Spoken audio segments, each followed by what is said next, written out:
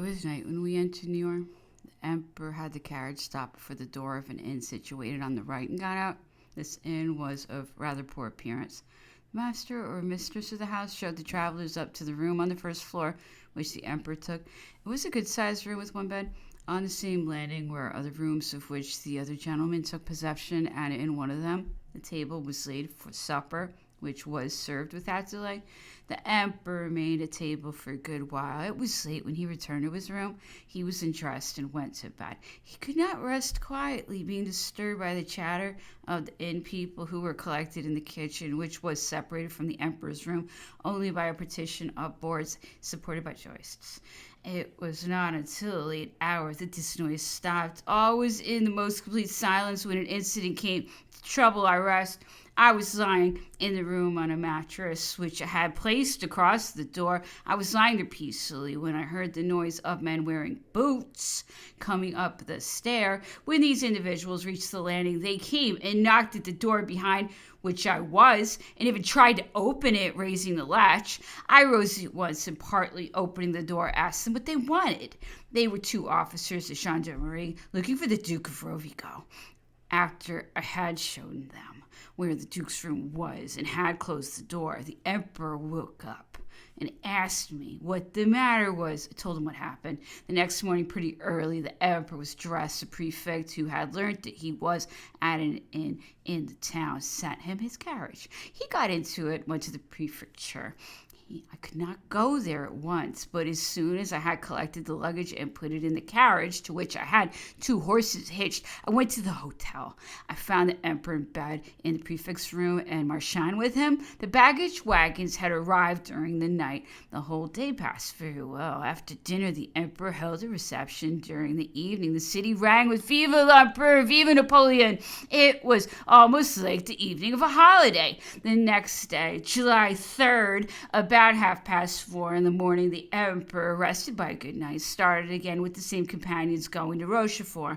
A detachment of 25 chasseurs, commanded by an officer, escorted him for a considerable distance. When they had reached the place where they had to turn back, the Emperor stopped the carriage, thanked the officer, and gave some Napoleons to the soldiers. As he saluted them, he signed to me to tell the postilion to go on.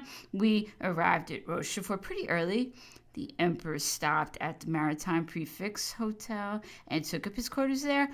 All that I remember of Rochefort is that this hotel is preceded by a long court planted with trees where convicts, dragging their ball and chain, were moving about busy with the work of the hotel. And I recollect that every night we heard the sentries calling out, "Sentinel, watch out!" Chapter 9, Rochefort to St. Helena. All the members of the Emperor's suite who had started from Malmaison found themselves reunited at Rochefort. Prince Joseph often came to see the Emperor. I saw General Lallemont, whom I did not know, nor did I know that he was one of His Majesty's suite. Every morning the Maritime Prefect came to report to the Emperor what was the state of the sea and what had been seen upon it. On July 8th, the Emperor left Rochefort and went to sleep on the frigate Salle.